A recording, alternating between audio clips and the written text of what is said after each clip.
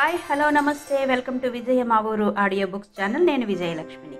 Friends, నవలా స్రవంతిలో శ్రీమతి ఎద్దనపూడి సులోచన రాణి గారి ఆశల శిఖరాలు నవల ఆడియోగా వినిపిస్తున్నాను కదా. మరి ఈరోజు ఆశల శిఖరాలు నవల ఆడియో 5వ భాగం వినిపించబోతున్నాను. మరి ఆలస్యం చేయకుండా కథలోకి వెళ్ళిపోదాం పదండి. జ్వాలాముఖి ఆఫీసులో జాయిన్ అయిన కొద్ది రోజులకే ఆ పత్రిక నడపడంలో ఉన్న లోటుపాట్లన్నీ నాకు అర్థమయ్యాయి. ఏజెంట్లు సరిగ్గా డబ్బు పంపరు. వచ్చిన కాస్త డబ్బుని భాస్కరం మింగేస్తున్నాడు. భాస్కరం సుదర్శనం గారి తమ్ముడి కొడుకు. చిన్నప్పుడే తల్లి తండ్రి పోవడంతో వీళ్ల దగ్గరే పెరిగి పెద్దవాడయ్యాడు. చదువు వంటబట్టలేదు. 4 సార్లు అక్కడ ఇక్కడ ఉద్యోగాలు ఇప్పిస్తే 4 పోగొట్టుకుని వచ్చాడు. విసిగిపోయిన సుదర్శనం గారు చివరికి తన దగ్గరే రిపోర్టర్గా వేసుకున్నారు. బద్ధకస్తుడైన మనిషికి ఏ పనైనా కష్టంగానే అనిపిస్తుంది. భాస్కరం తెచ్చే రిపోర్ట్లన్నీ అవకతవకగా ఉంటాయి. అలాగని ప్రూఫ్ రీడర్ పని ఇస్తే పత్రిక నిండా భయంకరమైన అచ్చుతప్పులు రావడం ప్రారంభమయ్యాయట. సుదర్శనం గారికి భాస్కరం అంటే పైకి ఎంత చిరాకు పడ్డా లోపల పెంచిన మమకారం చాలా ఉంది. సుభద్రమ్మ గారు కూడా ఏమీ అనదు. ఏం చేసినా ఎలా తిరిగినా మందలించేవాళ్లు గాని వద్దని శాసించేవాళ్లు గాని లేకపోవడంతో మరీ నిర్లక్ష్యంగా బాధ్యతారహితంగా తయారయ్యాడు. అతను పత్రికాఫీసులో ఉన్నంత వరకు పత్రిక బాగుపడదు. భాస్కరం ధోరణి నాకెంత మాత్రం నచ్చలేదు. వచ్చిన వెంటనే అతని మీద ఆరోపణలు వినిపిస్తే పితూరులు చెప్పినట్టు ఉంటుందనే సంశయంతో ఊరుకున్నాను. మిగతా స్టాఫ్లో ఏ ఒక్కరూ కూడా సరిగ్గా పనిచేయరు. వేళకి రారు. ఎవరికి వారే పెద్దలు. సుదర్శనం గారున్నప్పుడు ఒక రకంగా, ఆయన లేనప్పుడు మరో రకంగా ప్రవర్తించగల దీశాలురు. నేను జాయిన్ అయిన 2 వారాలకే సుదర్శనం గారు చంక కింద ఊతం చేసుకుని నడుస్తున్న కర్ర జారి పడడంతో వెన్నెముక పట్టేసింది. డాక్టర్లు 4 వారాల పాటు మంచం మీద నుంచి లేవడానికి వీల్లేదన్నారు. పత్రిక గురించి పనంతా నా మీద పడింది. 24 గంటలు నాకు అదే ధ్యాస అయిపోయింది. అచ్చుతప్పులు రాకుండా ఎలా జాగ్రత్త పడాలి, అందరినీ ఆకర్షించే కొత్త కొత్త శీర్షికలు ఎలా పెట్టాలి, పత్రిక సర్క్యులేషన్ పెంచడానికి, సాటివైన ఇతర పత్రికలతో పోటీలో నిలబడడానికి ఏవేం చెయ్యాలి, అనుక్షణం ఇవే ఆలోచనలు. దాంతో పని ఊపిరాడనట్టుగా అయిపోయింది. ఆఫీసులో మిగతా వాళ్ళు నాతో సహకరించేది పోయి అంతా ఒక గ్రూప్ అయ్యి కొత్త పిచ్చాడి సామెతగా నన్ను చూడడం ప్రారంభించారు. వాళ్ళ అసంతృప్తికి కినుకకి కారణం నాకు తెలుసు. ఎన్నో సంవత్సరాల నుంచి ఆయనతో ఉన్న తమని గుర్తించకుండా ముక్కు ముఖం తెలియని నాలాంటి వ్యక్తిని తీసుకొచ్చి సుదర్శనం గారు సబ్ ఎడిటర్గా చేయడం వాళ్ళకి నచ్చలేదు. నాకేదో ఆయన ఆస్తిపాస్తులన్నీ వ్రాసి ఇచ్చేసినట్టు ఎర్రగా చూడడం ప్రారంభించారు. నా రాక భాస్కరానికి మరీ కష్టంగా ఉంది. సుదర్శనం గారికి కొడుకుతో సమానమైన తను ఎలాంటి ప్రత్యేకత లేకుండా మామూలుగా ఉండడం అతని అహంకారానికి పెద్ద గొడ్డలి పెట్టుగా ఉంది. నేను ఈ ఆఫీసులో ఇలా చేరడం ఇంతమందికి ఇష్టం లేదని ముందుగా తెలిసి ఉంటే బహుశా నేనింత ధైర్యంగా జాయిన్ అయ్యేవాడిని కాదేమో.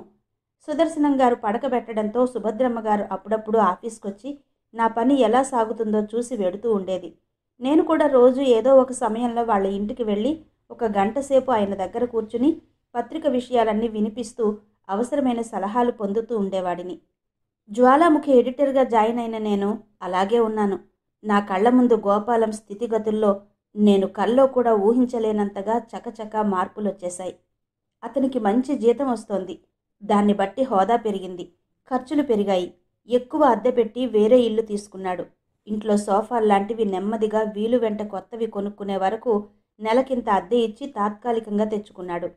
సీత ముఖంలో దిగులు అంతరించింది. కష్టాలు పడి మంచి రోజులొచ్చిన మనుషుల్లా ఉన్నారు వాళ్ళు. పిల్లల్ని కాన్వెంట్ స్కూల్లో చేర్పించారు. నా కళ్ల ముందు ఇంత త్వరగా ఇంత బాగా ఆర్థికంగా సుస్థిరపడిన గోపాలను చూసి అబ్బురపడినా నాకెంతో ఆనందంగా అనిపించేది. సీత, గోపాలం ఇద్దరూ చాలా మంచివాళ్ళు. భగవంతుడు సహజంగా ఎవరికి తగ్గవాళ్ళని వాళ్ళకి కూర్చడు అనే అపనింద సీతా గోపాలాన్ని చూస్తే పోతుంది. ఒకసారి నేను ఆఫీసు నుంచి పొద్దుపోయి ఇంటికి వస్తూ బస్టాండ్లో నిలబడ్డాను. నా ముందే గోపాలం నల్లగా నిగనిగలాడుతున్న కారులో వెళ్ళాడు. అతని వెంట ఇంకో 2 ఉన్నారు.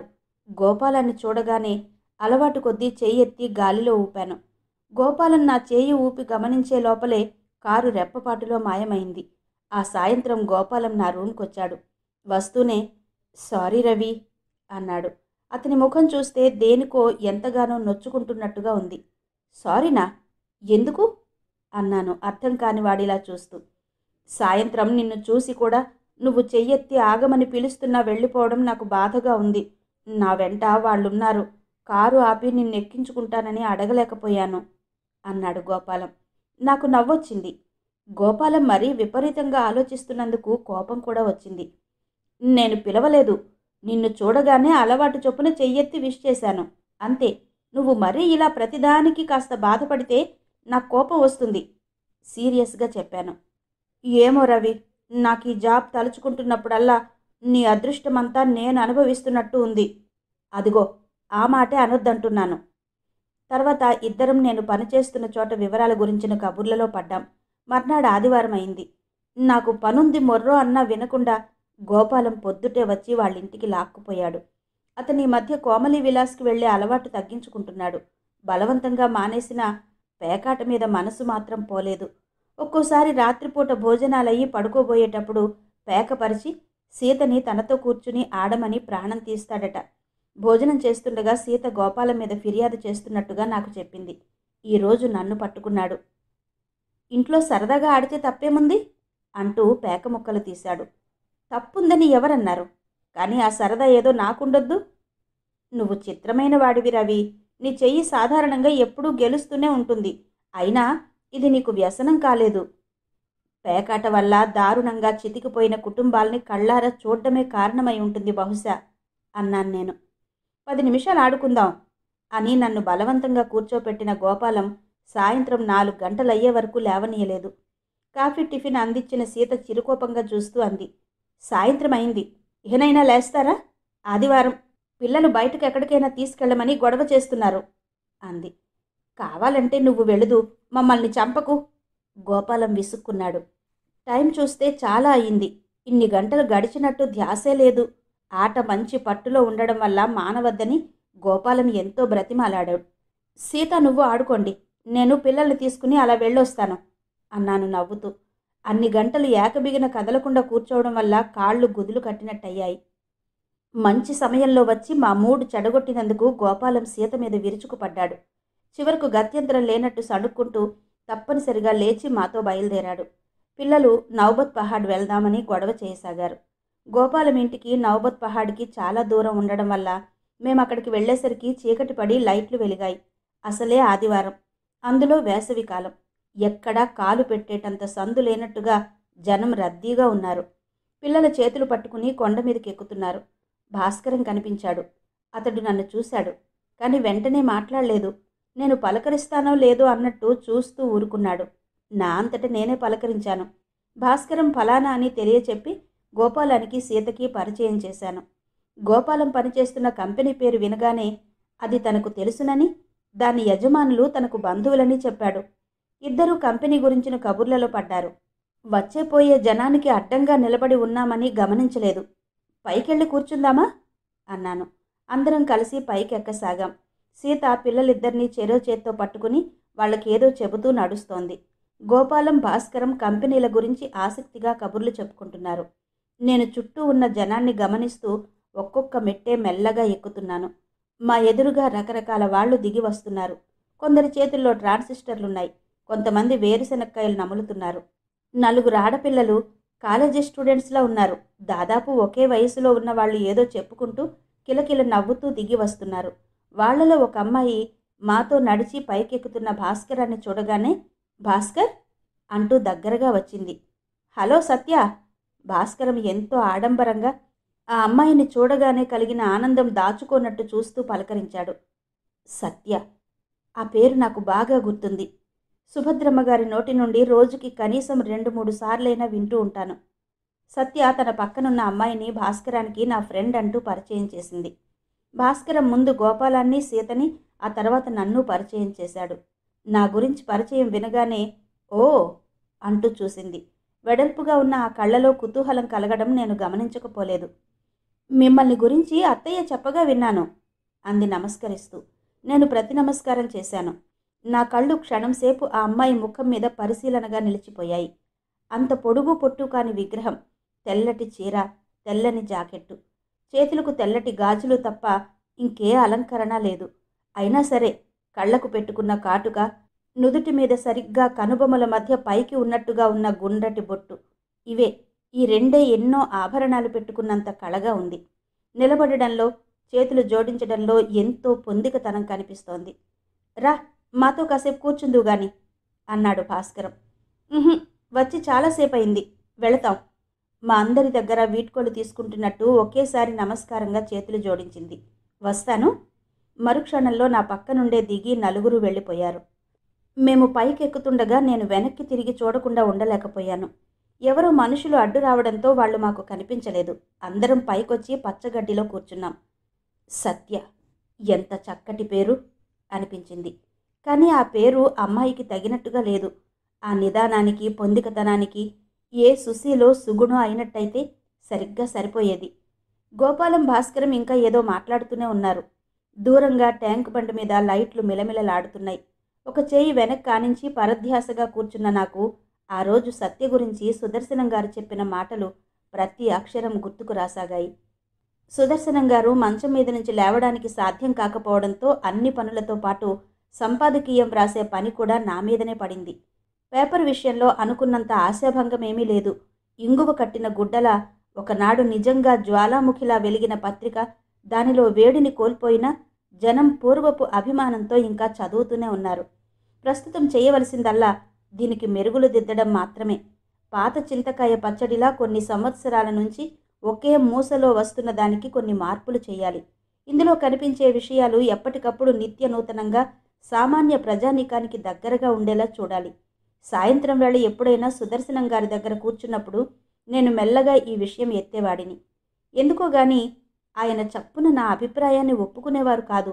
దీనికి కారణం ఎదుటివారు చెప్పిన విషయాలు 1కి 10 సార్లు ఆలోచించి దాని లోతుపాతులు సరిచేస్తే గాని అంగీకరించనిది ఆయన మనస్తత్వమని తర్వాత క్రమంగా తెలిసొచ్చింది. ఆయన మనస్తత్వం చాలా విచిత్రమైంది. ఏ విషయం చెప్పినా వెంటనే అంగీకరించరు. పూర్తిగా వ్యతిరేకంగా మాట్లాడతారు. దానిలో లోటుపాట్లన్నీ వేలెత్తి చూపిస్తారు, విమర్శిస్తారు. చివరికి ఎప్పుడో ఇక ఈయన్ని ఒప్పించడం అసంభవం అని మనం నిరాశ చేసుకున్నప్పుడు మనతో ఏకీభవిస్తున్నట్టు చెప్పి ఆశ్చర్యపరుస్తారు. పత్రిక విషయంలో కూడా ఇలాగే జరిగింది. నేను చూపించిన మార్పులకి ఆయన చూపించిన వ్యతిరేకత చూసి నేను నోట్లో నుంచి మాట రానట్టుగా కూర్చుండిపోయేవాడిని. అలాంటి సమయంలో సుభద్రమ్మ గారు నాకు మద్దతుగా వచ్చేది. నా వైపు ఆయనతో తర్కానికి దిగేది. ఇద్దరూ ఇరుపక్షాలు అయి వాదనకి దిగినప్పుడు నాకు అక్కడ కూర్చోవడం చాలా ఇబ్బందిగా ఉండేది. సుదర్శనం గారికి నేను నచ్చ చెప్పలేకపోయినా సుభద్రమ్మ గారు నా తరపున నిలబడి నా అభిప్రాయాలు బలపరచడంతో నైతికంగా నాకు దృఢమైన విశ్వాసం కలగసాగింది. దాంతో రాను రాను క్రమేణా ఏదైనా సలహా సంప్రదింపులకి ఆయన కంటే ఆవిడ దగ్గరికే ఎక్కువ వెళ్ళసాగాను. పత్రిక విషయంలో పూర్తి స్వాతంత్రం ఇస్తున్నట్టు ఆవిడ పదే పదే స్పష్టంగా తెలియపరుస్తూ ఉండేది. నేను ఆ రోజు వాళ్ళింట్లో అడుగు పెట్టేసరికి భార్యాభర్తలిద్దరూ ఎందుకో ఘర్షణ పడుతున్నారు. మాటలు బిగ్గరగా వినిపించడంతో ముందు గదిలోనే ఆగిపోయాను. ఇంతకంటే ఇంకో మార్గం లేదు మరి అంటున్నారాయన. మీరెప్పుడూ ఇంతే, నన్ను బాధ పెడితే గానీ మీకు ఆనందం కాదు దుఃఖంతో పట్టుకుపోయిన కంఠంతో అన్నారావిడ. నన్నేం చెయ్యమంటావో చెప్పు. మీరు నోరు తెరిచి అడగాలే గాని ఎవరైనా అప్పిస్తారు. అప్పా, ఆ పని నా వల్ల కాదు. ఇంతవరకు ఈ చెయ్యి ఇవ్వడమే గాని తీసుకోవడం ఎరగదు. నేనిప్పటికే సగం చచ్చిపోయాను. నన్నింక చంపకు. వరండాలో నిలబడి అంతరంగికంగా ఉన్న ఆ సంభాషణ వినడం నాకు బాగా అనిపించలేదు. నా ఉనికిని తెలియజేయడానికన్నట్టు బిగ్గరగా దగ్గాను. ఎవరో వచ్చినట్టున్నారు చూడు అన్నారాయన. ఆవిడ బయటకు వచ్చే లోపల నేను లోపలికి అడుగు పెట్టాను. రవి? నన్ను చూడగానే చెప్పి ఆవిడ నా వైపు సరిగ్గా చూడకుండానే లోపలికి వెళ్ళిపోయింది. నేను లోపలికొచ్చి ఆయన మంచం పక్కన ఉన్న కుర్చీలో కూర్చున్నాను. ఆయన ముఖం కోపాన్ని దిగమింగుతున్నట్టుగా ఉంది.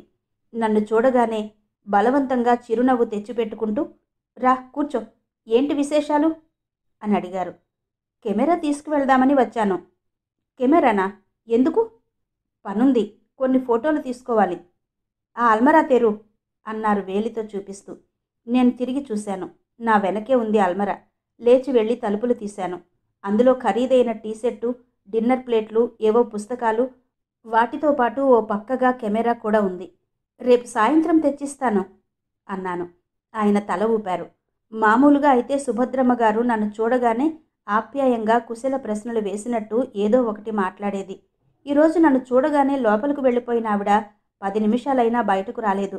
వాళ్ళేదో చాలా ముఖ్యమైన విషయం మాట్లాడుకుంటున్నట్టున్నారు. నేను మధ్యలో అడ్డు వెళ్ళాను. అందుకే అట్టే జాప్యం చెయ్యకుండా వస్తాను అని చెప్పి బయటకొచ్చేశాను. నేను వరండా దాటుతుండగా లోపల నుండి ఆవిడ స్వరం వినిపించింది. రవి ఏడి? వెళ్ళాడు. అదేంటి? నేను టీ పెట్టాను. అది ఎవరికి తెలుసునంటావు? కోపంగా వినిపించింది ఆయన స్వరం. నేను ఒక్క క్షణం ఆగాను. ఆ ఇంటికి వస్తే ఆవిడ చేత్తో చేసిన టీ తాగి వెళితే గానీ నాకు తృప్తిగా అనిపించదు. తిరిగి లోపలికి వెళదామా అనిపించింది. మళ్ళీ విరమించుకుని బయటకొచ్చేశాను. బజారుకొచ్చి రీల్స్ కొన్నాను. బాబా ఇంట్లో ఎప్పటిదో పాతది ఒక కెమెరా ఉండేది. పిన్నికి ఫోటోలంటే తగని పిచ్చి. రీల్స్ తెప్పించి రకరకాలుగా పిల్లలందరినీ నా చేత ఫోటోలు తీయించేది. తర్వాత నేను కాలేజీలో చదువుకునేటప్పుడు కూడా నా ఫ్రెండ్స్కి, తోటి వాళ్ళకి కెమెరా తెచ్చి నేనే ఎక్కువగా ఫోటోలు తీస్తూ ఉండేవాడిని. మా ఊళ్ళో పెళ్ళి, పేరంటం ఏ సందర్భం వచ్చినా నన్ను ఫోటోలు తీయడానికి రమ్మనమని కబురు చేసేవాళ్ళు. దాంతో బాబాయి నన్ను అప్పుడప్పుడు వ్యంగ్యంగా ఫోటోగ్రాఫర్ గారు అని పిలుస్తూ ఉండేవాడు. ఒకసారి బాబాయి ఒంటి మీద చొక్కా లేకుండా వెల్లకిలా పడుకుని నోరు తెరిచి కళ్ళు సగం తెరిచినట్టు కోడి నిద్రపోతున్నట్టు గుర్రు పెడుతుండగా ఫోటో తీశాను. ఆయన ఫోటో పిల్లలెవరో చూసి, నాన్న, అన్నయ్య నీ ఫోటో తీశాడు, ఇదిగో అంటూ ఇచ్చేశారు. ఆ రోజు నేను ఇంట్లో అడుగు పెట్టగానే ఆయన తిట్టిన తిట్లు జన్మలో మర్చిపోలేను. హిరణ్యకశిపుని అవతారం ఎత్తాడు. ఆ తర్వాత చాలా రోజుల వరకు ఆ ఫోటో తీసిన కోపం మనసులో పెట్టుకుని నన్ను చీటికి మాటికి తిడుతూనే ఉండేవాడు. ఆ రోజుల్లో తమాషాగా అల్లరి చేసినట్టుగా నేర్చుకున్న ఆ ఫోటోగ్రఫీ ఈనాడిలా నా భుక్తికి ఉపయోగపడుతుందని కలలో కూడా అనుకోలేదు. కెమెరా తీసుకుని సరాసరి కూలిపేటకు వెళ్ళాను. అక్కడున్న మురికి గుంటలు, ఇరుకు సందులు, చీమిడి ముక్కులతో దిగంబరంగా తిరుగుతున్న చిన్నపిల్లలు, సరైన ఆహారం లేక బొమ్మికలు పొడుచుకు వచ్చినట్టు ఇంటి ముందు కూర్చుని ఉన్న వృద్ధులు, చాలీచాలని బట్టతో ఉన్న ఆడవాళ్లు, వీటన్నిటినీ మంచి మంచి కోణాల్లో ఫోటోలు తీసుకున్నాను. ఏ విషయం గురించైనా కళ్లకు కట్టినట్టు చెప్పాలంటే ఆ విషయం ఉన్నదున్నట్టు చూపిస్తే సరిపోదు. దాని పక్కన పూర్తిగా వ్యతిరేకమైన విషయం నిలబెట్టాలి. అంటే తెలుపు ప్రత్యేకత తెలియాలంటే దాని సరసన నలుపు నిలబెట్టాలి. అలాగే మంచి గురించి కీర్తించాలంటే చెడును దూషించాలి. ఆ విధంగానే దారిద్ర్యం కూడా. దారిద్ర్యం సరసన ఐశ్వర్యాన్ని చూపిస్తే దరిద్రంలో ఉన్న క్షోభ, అశాంతి, దురదృష్టం హృదయానికి హత్తుకుపోయేలా కనిపిస్తాయి. అందుకే వీటితో పాటు ఇంకా కొన్ని ఫోటోలు కూడా సేకరించాను. అవి అందమైన మేడలు, ఖరీదైన కార్లు, మనుషుల కంటే ఏపుగా బలంగా పెరిగి పొగరుగా ఉన్న కుక్కలు, కూర్చుంటే లేవలేక లేస్తే కూర్చోలేనట్టున్న గుండ్రటి ఆకారాల్లో ఉన్న మనుషులు, ఖరీదైన చీరలతో, వ్యానిటీ బ్యాగ్లతో, కళ్ళకి కూలింగ్ గ్లాసెస్తో అధునాతనంగా, అందంగా, ఐశ్వర్యానికి చిహ్నంగా ఉన్న ఆడవాళ్లు, ఇవి కూడా సేకరించాను. ఇది మన దేశం అన్న పెద్ద పెద్ద అక్షరాలతో హెడ్డింగ్ పెట్టాను. దాని క్రింద ఈ ఫోటోలు జత చేసి ప్రచురిస్తూ ఒక వ్యాసం వ్రాశాను. ఆ వ్యాసంలో ఈ దేశంలో చదువుకున్న వాళ్ళకి, సామాన్య తరగతి వాళ్ళకి జరుగుతున్న అన్యాయాలు, సంఘంలో పరపతి లేని వాళ్ళు పడే అవస్థలు, డబ్బు లేని వాళ్ళు పడే బాధలు, వాడైన పదాలతో నిరుద్యోగం మూలంగా నేను పడిన వేదనంతా అక్కడ తీర్చుకుంటున్నట్టుగా వ్రాశాను. ఈ వ్యాసం చాలామందికి నచ్చుతుందని నాకు నమ్మకంగా తెలుసు. ఎందుకంటే నా చుట్టూరా ఈ సంఘంలో నాలాంటి వాళ్ళు చాలామంది ఉన్నారు. ఎవరికి వారే దీన్ని తమ జీవితానికి అన్వయించుకుంటారు. ఇక ఉన్నవాళ్ల గురించా, వాళ్ళకి కోపం వస్తే రావచ్చు, కానీ మారుమూల పడి ఉన్నట్టున్న ఈ పేపర్ వాళ్ళ దృష్టికి అందుతుందని నేను అనుకోను. ఒకవేళ అందితే మంచిదే. ఒక్కోసారి అందడం కూడా మంచి పబ్లిసిటీ. పత్రిక సర్క్యులేషన్ పెరగాలంటే ఏదో ఒక సెన్సేషన్ రావాలి. అది తీసుకురాగలగాలి. నేను ఈ వ్యాసం రాస్తున్నట్టు సుదర్శనం గారికి కానీ, సుభద్రమ్మ గారికి కానీ చెప్పలేదు. ఇది నా మొట్టమొదటి వ్యాసం. పత్రిక సర్క్యులేషన్ పెంచడానికి నేను మొదలుపెట్టిన మొదటి ప్రయత్నం. పత్రిక ప్రింట్ అయి వచ్చింది. పేపర్ తీసుకుని పేజీలు తిప్పుతుంటే నా చేతులు స్వల్పంగా కంపించాయి. తను జన్మ ఇచ్చిన మొదటి శిశువును చూసుకునేటప్పుడు స్త్రీ పొందే అనుభూతి ఇలాగే ఉంటుందేమో అనిపించింది. ఆ వ్యాసం నేను వ్రాసినట్టుగా కాకుండా అప్పుడే చూస్తున్నట్టుగా, నాకు బొత్తిగా కిట్టని విరోధి ఎవరో వ్రాసినట్టుగా పూర్తిగా విమర్శనా దృష్టితో చూసుకున్నాను. పర్వాలేదనిపించింది. సాయంత్రం సుదర్శనం గారి దగ్గరకు వెళ్ళాను. ఆయన అప్పటికే ఈ పేపర్ చూసేసుంటారు. ఆయన మెచ్చుకున్నా మెచ్చుకోకపోయినా నా పనిలో నాకు సంతృప్తి కనిపించింది. ఆయన చూపించబోయే లోపాలేంటో నాకు ముందే తెలుసు కాబట్టి ఒకవేళ ఆయన బాగాలేదన్నా నేను అధైర్యపడకూడదు, నిరుత్సాహపడకూడదు అనుకుంటూ నన్ను నేనే వెన్ను తట్టి ధైర్యం చెప్పుకుంటూ వెళ్ళాను. ఈ సమయంలో ఆవిడ లోపల ఎక్కడో పనిచేసుకుంటూ ఉంటారు. ఆయన బెడ్ మీద నుంచి కదలలేరు. అందువలన సాధారణంగా తలుపులు మూసే ఉంటాయి. నేను కాలింగ్ బెల్ నొక్కాను. 5 నిమిషాల్లో తలుపులు తెరుచుకున్నాయి. తలుపు తీస్తున్నది ఆవిడే అనుకున్నాను. మామూలుగా పలకరింపుగా అలవాటైన చిరునవ్వు నవ్వాను. కానీ తలుపు తీసి నా ఎదురుగా నిలబడింది ఆవిడ కాదు, సత్యవతి. లోపలకు అడుగు వేయబోయిన నేను ఆగిపోయాను. ఆ అమ్మాయి కూడా బహుశా నేనై ఉంటానని అనుకోలేదేమో. ఒక్క క్షణం అలాగే నిలబడిపోయింది. వెడల్పుగా నిర్మలంగా ఉన్న ఆ కళ్ళలోకి చూస్తున్న నేను ఒక్క నిమిషం నన్ను నేను మరచిపోయినట్టుగా నిలబడిపోయాను. ఎవరమ్మా వచ్చింది? ఇంతలో లోపల నుంచి వినిపించింది. వస్తున్నా మామయ్య అన్న సత్యవతి రండి లోపలకు అనేసి లోపలకు వెళ్ళింది. ఎవరమ్మా? ఆయన అడగడం మళ్ళీ వినిపించింది. ఆయనే మామయ్య. ఆయనంటే? తనెవరమ్మా? నేను లోపలికి వెళ్ళాను. ఆయన నన్ను చూడగానే నువ్వా అన్నారు. నేను వెళ్ళి లోపల కూర్చున్నాను. ఆయనకి కాస్త స్వస్థత చిక్కినట్టుంది. లేచి కూర్చుంటున్నారు. ఆయన మంచం పక్కన టేబుల్ మీద పేపర్ ఉంది. అది మడత పెట్టిన తీరు చూస్తే చదివి పెట్టినట్టే ఉంది. కొద్దిసేపు ఆయనేం చెప్పలేదు. నేను కూడా ఏమీ అడగలేదు. సత్య, కాఫీ పెట్టి తల్లి కేక వేసి చెప్పారాయన. ఆమె లేరా ఇంట్లో అన్నాను. క్లబ్కి వెళ్ళింది, ఇప్పుడే వస్తుంది. ఆయన పేపర్ చేతిలోకి తీసుకున్నారు. నేను అనుకున్నట్టే అయింది. పేపర్లో ఉన్న నా వ్యాసం సంగతి ఎత్తకుండా అక్కడక్కడ ఉన్న అచ్చు పొరపాట్లు గుర్తించి సరిగా కనిపించని అడ్వర్టైజ్మెంట్స్ గురించి వ్యాఖ్యానం ప్రారంభించారు. ఆయన ధోరణి నేను అనుకున్నట్టే ఉండడం వల్ల నాకేమంత నిరుత్సాహంగా అనిపించలేదు. ఎలాంటి అడ్డు ప్రశ్నలు వేయకుండా వింటూ కూర్చున్నాను. ఇంతలో ఆమె వచ్చారు. నన్ను చూడగానే వచ్చావా నువ్వు? ఆఫీస్కు ఫోన్ చేశాను నీకోసం అన్నారు. ఆయన పక్కన మంచం మీద కూర్చుంటూ పేపర్ చేతికి తీసుకుని నా వ్యాసం ఉన్న పేజీలు తెరిచి వెంటనే దాని గురించి చెప్పసాగారు. ఆవిడ మాటలు ఉత్సాహంగా ప్రశంసాపూర్వకంగా ఉన్నాయి. నాకు తెలుసు, అది పొగడ్త కాదు, ఇంకా ఇలాగే ముందుకు సాగిపోవాలన్న ప్రోత్సాహం. పొగడ్తకి ప్రోత్సాహానికి గల తేడా నాకు తెలుసు. నాలో ఆసక్తికి ఉత్సాహానికి రెక్కలొచ్చినట్టయింది. నాలో సుభద్రమ్మ గారు చూసిన సమర్థత ఆయనకి అక్షరాలా రుజువు చెయ్యాలి అనిపించింది. రవి, ఈ హెడ్డింగ్ ఇలా ప్రతివారం ఏదో సమస్య మీద వరుసగా వచ్చేలా చూడు అన్నారావిడ. నేను తల ఊపాను. ఇంతలో సత్యవతి కాఫీ తెచ్చి మా ముగ్గురికి ఇచ్చింది. నువ్వింకా వెళ్ళిపోలేదా అమ్మా అన్నారావిడ. ఆవిడ కంఠంలో ఆప్యాయత తొణికిసలాడడం నేను గమనించకపోలేదు. లేదత్తయ్యా, నువ్వొచ్చే వరకు ఉందామనుకున్నాను ఎంతో అణకువగా అంది సత్యవతి. ఇతను తెలుసా? రవి. సత్యవతి తెలుసన్నట్టు తలూపింది. మా మేనకోడలు సత్య, ఆవిడ నాకు పరిచయం చేసింది. నేను తెలుసన్నట్టుగా చూశాను. సత్యవతి అక్కడే మాతో పాటు కూర్చుంది. మా ప్రసంగం పత్రిక వైపు మళ్ళింది. ముగ్గురం దాని బాగోగుల గురించి చర్చిస్తున్నట్టుగా మాట్లాడసాగాం. సత్యవతి పేపర్లోకి చూస్తూ కూర్చుంది. 1-2 సార్లు నాకు తెలియకుండా నా దృష్టి ఆ అమ్మాయి వైపు మళ్ళింది. తలదించుకుని పేపర్లోకి చూస్తున్న ఆ ముఖం పక్క నుంచి చూస్తుంటే నునుపైన ఆ చెంపలు, వాటి నాజుకుతనం గమనిస్తే గులాబీ రేకుల్లోని మృదుత్వం గుర్తుకొచ్చింది. నేను చదువుకునే రోజుల్లో అందమైన ఆడపిల్లల్ని చాలామందిని చూశాను. ఉన్న సౌందర్యం 1000 రెట్లు ఎక్కువగా కనిపించేట్టు చేసుకోవడంలో చతురులు. చీర సింగారించుకోవడంలో, నగలు అలంకరించుకోవడంలో వాళ్లకున్న నైపుణ్యం సాటిలేనిది. అందమైన ఆడపిల్లల్ని చూడగానే ఆ అందం వస్తుతః ఆ అమ్మాయిదో లేక అలంకరణ వల్ల వచ్చిందో ఇట్టే చెప్పగలను. సౌందర్యవంతులైన ఆడపిల్లల్ని చాలామందిని చూశానని అనుకుంటున్న నాకు సత్యవతిని చూడగానే ఇంత అందమైన కళ్ళు ఇంతవరకు ఎక్కడా చూడలేదనిపించింది. వెడల్పుగా ఉన్న ఆ కళ్ళని చూడగానే నిర్మలమైన సరోవరాలు గుర్తుకొస్తాయి. తనకు తెలియకుండానే ఇంకోసారి వాటి వైపు చూడాలని ఆసక్తి కలుగుతుంది. బహుశా ఆ ప్రత్యేకత వాటిల్లో ఉన్న ఆ నిర్మలత్వందే అయి ఉంటుంది.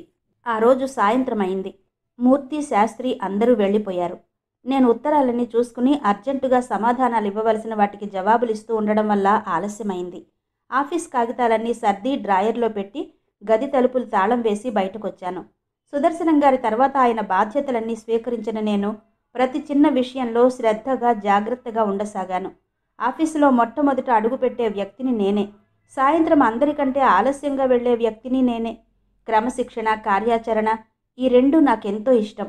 నా ఈ ఇష్టం ఆఫీసులో మిగతా అందరికీ చాలా ఇబ్బందిగా అనిపించిందని నాకు తెలుసు. తలుపులు మూసి పరధ్యానంగా ఆలోచిస్తూ బయటికి వచ్చేసరికి అక్కడ వర్కర్స్ అంతా కూర్చుని ఉన్నారు.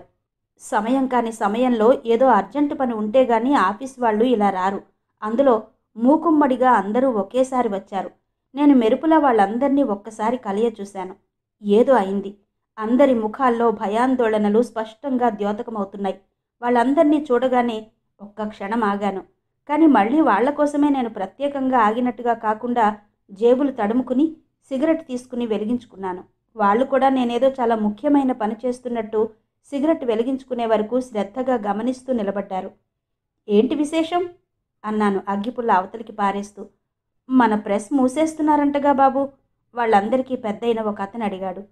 ప్రెస్సా? మూసేయడమా? ఎవరు చెప్పారు మీకు ఈ కట్టుకథలు? భాస్కరం బాబు మధ్యాహ్నం వచ్చి మీ పని అయింది, ప్రెస్ అమ్మేస్తున్నారు, నెత్తిన గుడ్డేసుకు పోవలసిందే అంతా అన్నారు. భాస్కరం అన్నాడా? నాకు వాళ్ళ మూర్ఖత్వానికి జాలి వేసింది. నేనొచ్చిన కొద్ది రోజులకే భాస్కరంలో ఉన్న చాతుర్యం బాగా గ్రహించాను. కాని కథలు కల్పించడం, గాలిమాటలు పుకారుగా సృష్టించి ఎప్పుడూ ఎవరినో ఒకరిని ఏడిపిస్తూ ఉండడం అతనికి సరదా. ఆయన మాటలు మేమంతగా నమ్మలేదనుకోండి. అయినా ఏమో, ఎవరికి తెలుసు, అసలే డబ్బు ఇబ్బందుల్లో ఉన్న మనుషులయ్యే, వాళ్ళిష్టం. ఏది అబద్ధమో నిజమో మీరు చెబితే మాకు నమ్మకంగా ఉంటుంది అన్నారు వాళ్ళు. నా పట్ల వాళ్ళకి గల విశ్వాసానికి ముగ్ధున్నయ్యాను. నాకింతవరకు తెలీదు, నేను కనుక్కుని రేపు చెబుతాను అన్నాను. నేను ఆఫీసు నుంచి సరాసరి సుదర్శనం గారింటికి వెళ్ళాను. ఆవిడ లేరు, గుడికి వెళ్ళిందట. ఆయన ఒక్కరే ఉన్నారు. మంచం మీద కూర్చుని పేపర్ చదువుకుంటున్నారు. నన్ను చూడగానే రారా అంటూ ఆహ్వానించారు. ఎందుకో గాని ఈరోజు ఆయన చాలా హుషారుగా ఉన్నారు. నేను ఆయనకెదురుగా ఉన్న కుర్చీలో కూర్చున్నాను. ఇంత క్రితం వర్కర్స్ వచ్చి నన్ను నిలదీసిన విషయం ఆయన ముందు ఎలా బయట పెట్టటమా అని మాటల కోసం వెతుక్కుంటుండగా ఆయనే అనేశారు. రవి, ప్రెస్కి మంచి ఆఫర్ వచ్చింది, అమ్మేస్తున్నాను. నాకు ఎదురుగా పిడుగు పడ్డంత దిగ్భ్రాంతిగా చూశాను. ఆయన గుండెల మీద నుంచి పెద్ద భారం దింపుకున్నంత తేలికగా మాట్లాడుతున్నారు. నా ఆరోగ్యం కుదిటపడేది ఒట్టి మాట. ఒకవేళ కాస్తో కూస్తో లేచి తిరిగినా ఆ ఎగుడు దిగుళ్ళు, ఆ హైరానా నేను పడలేను. నేను బాగా ఆలోచించే ఈ నిర్ణయానికి వచ్చాను.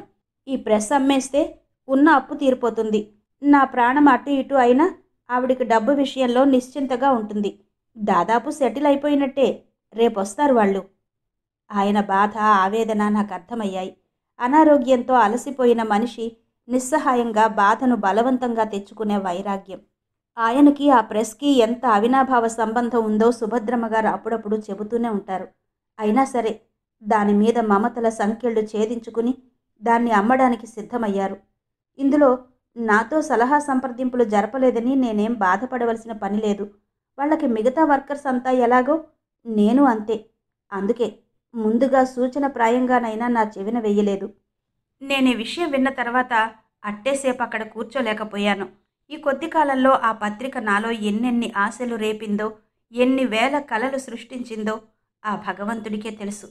నిరుద్యోగపు కల్లోల సముద్రంలో దిక్కు తెలియకుండా కొట్టుకుపోతున్న నాకు అప్రయత్నంగా దొరికిన ఈ ఆధారం కేవలం దేవుడిచ్చిన వరమే అనుకున్నాను. దీని ద్వారా ఒక తీరం చేరుకున్న నేను నా హృదయంలో పదిలంగా భద్రపరుచుకున్న ఆశల శిఖరాలని అధిగమించగలననే అనుకున్నాను. నా ఆశలు నిరాశలయ్యాయి. నా చేతికి అందినట్టే అంది. నాలో ఇన్ని కలలు సృష్టించిన ఈ ఆధారం నన్ను వెక్కిరిస్తూ ఒక్క తోపుతో మళ్ళీ నట్ట నడి సముద్రంలోకి తోసినట్టుగా ఉంది. మళ్ళీ ఉద్యోగం కోసం అన్వేషణ, మళ్ళీ నిరాశ, మళ్ళీ నిస్పృహ. ఓహ్, వద్దు, పగవాళ్లకి కూడా ఈ బాధ వద్దు. ఆలోచనలు తీరే అదృష్టం లేనప్పుడు అవి మొలకెత్తనే కూడదు. సుదర్శనం గారి ఇంటి నుంచి గోపాలం ఇంటికి వచ్చి ఎలా పడ్డానో నాకే తెలియదు.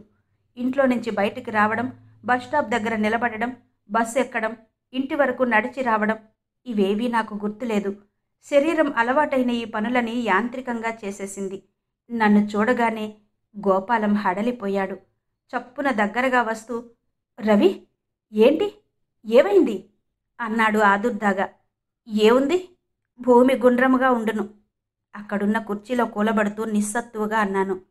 ఏంటి నీ ఉద్యోగం? సందేహంగా చూశాడు. నేను క్లుప్తంగా జరిగింది చెప్పాను. గోపాలం ఇంతేనా అన్నట్టుగా చూశాడు. పోతే పోని, దానికింత బాధ ఎందుకు? నేను మొదటే ఆ పత్రిక కుంటి గుర్రం నడకతో అప్పులతో పడుతూ లేస్తూ నడుస్తోంది అంటే నువ్వు విన్నావు, ఇప్పుడైనా తెలిసింది. పోతే పోయిందిలే. ఇది వరకు పరిస్థితులు వేరు, ఇప్పుడు వేరు. నీకు ఉద్యోగం దొరికే వరకు నీ బాధ్యత నాది, సరేనా? నా భుజం తడుతూ హామీ ఇస్తున్నట్టుగా అన్నాడు. నేను విస్మయంగా తలెత్తి గోపాలం వైపు చూశాను. అతని కళ్ళు స్నేహపూర్వకంగా నవ్వాయి. గోపాలం నన్ను పొరపాటుగా అర్థం చేసుకుంటున్నట్టున్నాడు అనిపించింది. కేవలం తిండికి బట్టకి ఇబ్బంది పడిపోతానేమోననే బాధ కాదు నాది. ఒంటరివాడిని. ఏం తిన్నా ఎక్కడున్నా కాలం ఇట్టే గడిచిపోతుంది.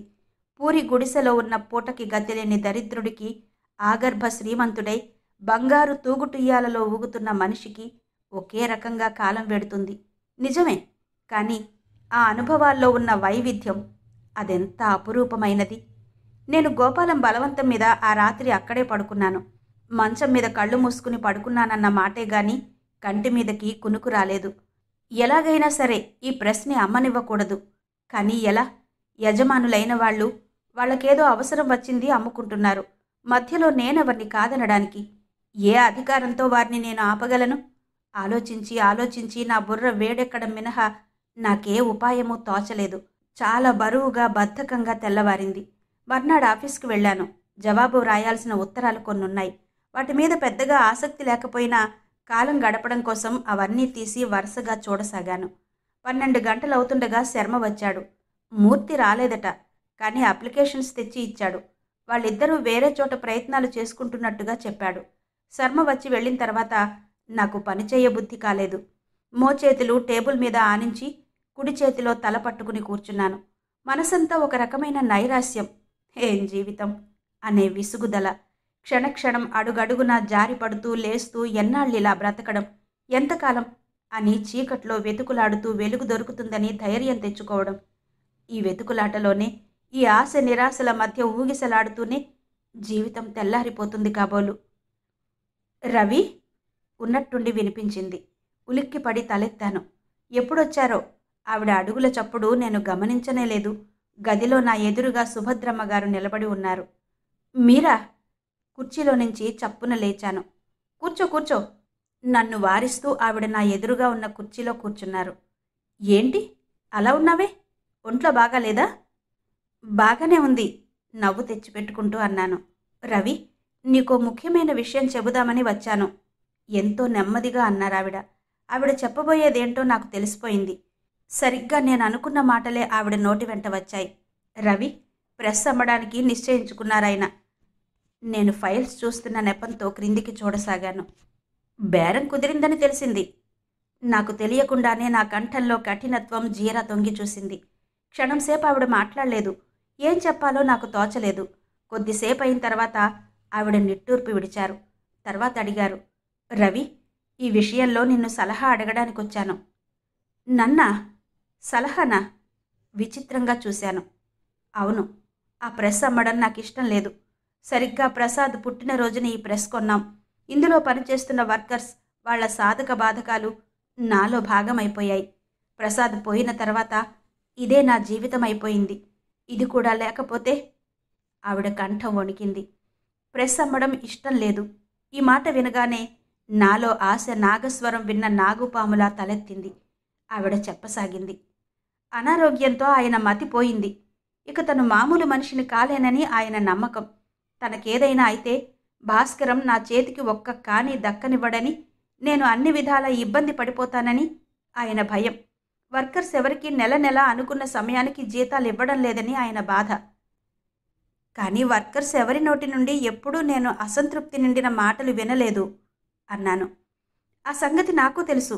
వాళ్ళందరినీ దాదాపు మా బిడ్డల్లా చూసుకున్నాం. ఆ కృతజ్ఞత ఉంది వాళ్ళకి.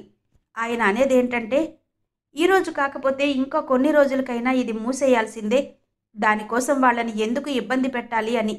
వాళ్ళ కష్టానికి తగిన ప్రతిఫలం ఇవ్వలేనప్పుడు మనం ఉంచుకోవడం అనవసరం అంటారు. ఇది అన్యాయం అంటారు. నేను ఆయనకి నచ్చ చెప్పలేకుండా ఉన్నాను. రవి, బాగుంది. యజమానులు జీతాలు సరిగ్గా ఇవ్వడం లేదనో పెంచడం లేదనో సమ్మెలు చేసి కేకలు పెట్టే వర్కర్సే నాకు తెలుసు. ఇక్కడ ఇది పూర్తి వ్యతిరేకంగా ఉంది అనుకున్నాను. రవి, నీతో ఒక విషయం చెప్పడానికి వచ్చాను.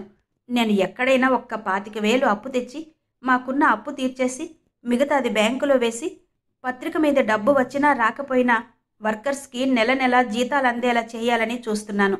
దానికి నీ సహాయం కావాలి. నేనా? మీరేది చెప్పినా చేయడానికి సిద్ధంగా ఉన్నాను. మనస్ఫూర్తిగా నిండు మనసుతో అన్నాను నేను. నేను డబ్బు అప్పుగా తీసుకుంటానంటే సుదర్శనం గారు ఒప్పుకోరు. నీకు అభ్యంతరం లేకపోతే ఆ అప్పు తీసుకోవడం, ఆ నోటు వ్రాయడం అంతా నీ పేరు మీద జరుగుతుంది. నాకు అభ్యంతరమా? ఇందులో నాకేం కష్టం ఉంది? ఎంతో ఆనందంగా చేస్తాను. అంతేకాదు, మీరు ఎక్కడో తెస్తున్న ఆ అప్పు సాధ్యమైనంత త్వరలో తీర్చడానికి నా సాయశక్తులా ప్రయత్నిస్తాను అన్నాను. కృతజ్ఞురాల్ని రవి.